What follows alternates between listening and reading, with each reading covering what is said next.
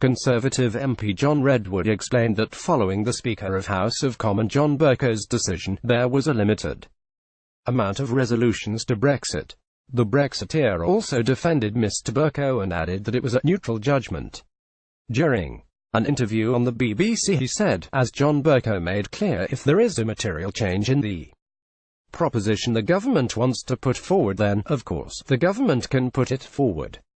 There are only three Brexit options from here, no John Redwood, or if the government can build a supermajority for the whole majority, then it can change standing orders of the House of Commons, but that seems extremely unlikely. The BBC presenter then questioned whether the Brexiteer felt that the Speaker overstepped the line and was trying to frustrate Brexit with this ruling, an opinion that has been expressed from some Brexiteers following the decision.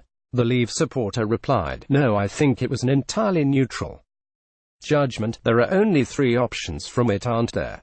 John Redwood outlined the only three options regarding Brexit after John Bercow's decision. Image BBC, Parliament TV. "We leave with the withdrawal agreement signed, which many of us don't think is leaving it or just leave under the law that Parliament has passed and clearly set out, or abandon Brexit altogether. Those are the three options. That is why both Remain and Leave were quite enthusiastic yesterday, because the third option of signing the withdrawal agreement, stay in on those deals, is much more difficult now because it cannot be represented in that form." The BBC host then explained the next likely steps of Theresa May, as it has been presumed she will be going to Brussels this week to ask for an extension to Article 50. She added, if Mrs May does ask for an extension, there would need to be a vote to change the law that says the UK leaves the EU on March 29. Mr Redwood concluded by saying, there may be more than one vote depending on how complicated the legal changes would